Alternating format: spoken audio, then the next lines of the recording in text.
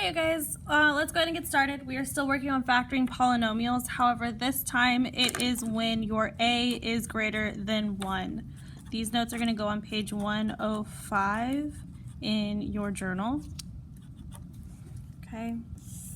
It is going to be very similar to the things that we were working on last week. I am just adding a couple of steps. So here are your steps actually. Okay, step 1. You need to factor the greatest common factor first. So no matter what kind of problem you're working on, you need to make sure that you factor your greatest common factor first. Then your step 2, you need to, we're going to call it slide. Okay, we're going to slide. So whenever you slide, you're going to end up multiplying your a times c. That's times. Okay, your step 3 is divide by a. You also need to make sure to simplify your fractions.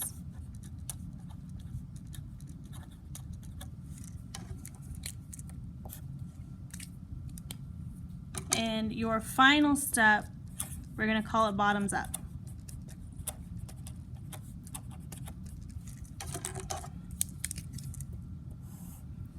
Okay, so again, these are going to be very similar to what we were doing last week with a couple of added ideas.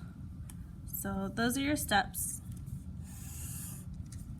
Let's get into our first example. And it is going to be 7x squared plus 29x plus 4. So just as before, we need to figure out what our a, our b, and our c values are. Okay, working on just your, or looking at just your numbers, we're not worried about variables right now. Your a is a positive 7, your b is a positive 29, and your c is a positive 4. Okay, I know I showed some of you guys how to do a t-chart on this next step. I'm going to continue with the x just to coincide with our notes that I gave you last week. So here's a big X. And before, we would put our c on top and our b on the bottom. And this is where it is just a little bit different. Instead of just a c, I'm actually going to put a times c on the top. And our a times c, that would be 7 times 4. That gives us positive 28. Okay, so this is where our slide step comes into play. So a times c, which is 7 times 4, gives us positive 28. Our b value goes on the bottom. That's positive 29. And just as before, I need to find my factors of 28. So whatever multiplies to 28 and adds to 29. So my factors of 28 are 1 and 28, 2 and 14, 4 and 7. And if we follow our chart, we would have, if we follow our chart, our c value is positive and our b value is positive, therefore both of our factors will be positive. So positive, positive, positive, positive, positive, positive. Now we got to figure out which pair adds to 29. So 1 plus 28, oh look at that, it gives us 29. I don't even have to keep looking. So those no longer matter. Okay, and then just as before, do our 2 sets of parentheses. Our variable is an x. Take out your fractions, pick it up, boop, pop it back in. Plus 1. Pick up the positive 28, bop, place it back in. Bop, boop, whatever sound effect you want to make. Cool. Okay, so at this point, this is exactly like what we were doing last week. Now, I'm gonna add 2 more steps. We multiplied in our 7 at the beginning, and since we changed up our beginning, we have to take that 7 back out. We multiplied, so the opposite would be to divide. So our step 3 is to divide by a. So my a value is 7. I need to divide by 7. Notice how I'm only dividing the whole numbers. I am not dividing my variable. So right here, this would be your step 3. This is your divide.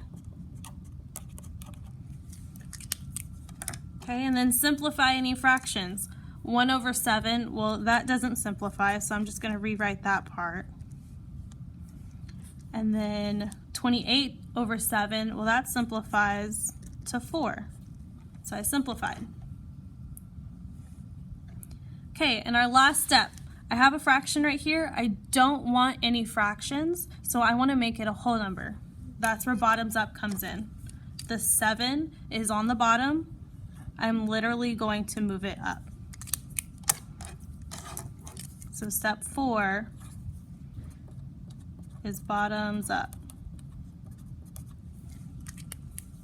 So when I do that, my 7 goes in front of my x plus 1, and I bring down my x plus 4. There's my final answer. Okay, and then we're going to try one more. We're going to try another example. Here's example number 2. And it is 5x squared plus 32x plus 12. Okay, same steps as before. A, B, C. What are my values here?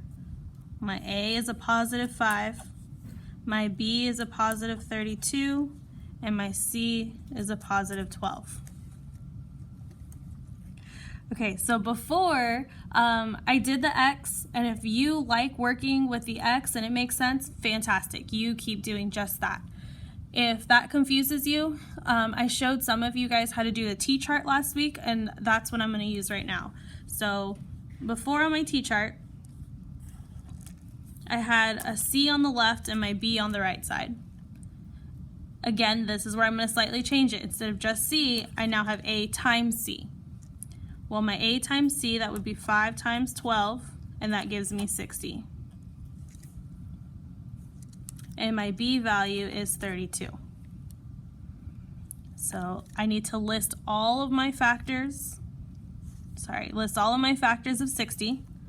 1 times 60, 2 times 30, 3 times 20, 4 times 15, 5 times 12, and 6 times 10. Those are all of my factors of 60. Now, again, using my chart, my C is positive, my B is positive, therefore both of my factors are positive. So I can put a plus sign in front of all of these.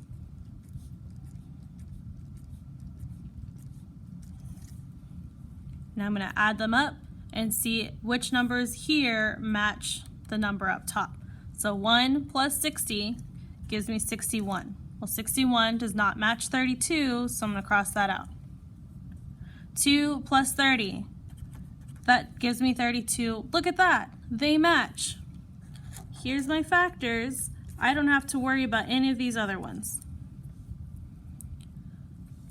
So same as before, 2 sets of parentheses, my variables in x, pick up the positive 2, boop, put it in, pick up the positive 30, boop, put it in, plus 30. Now here's the 2 new steps. Okay, so slide. Now I divide by A. My A is 5. Simplify any fractions. This does not simplify, but 30 over 5 does.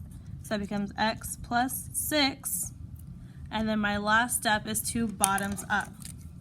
Take the 5, move it up. So I get 5x plus 2. that is my final answer.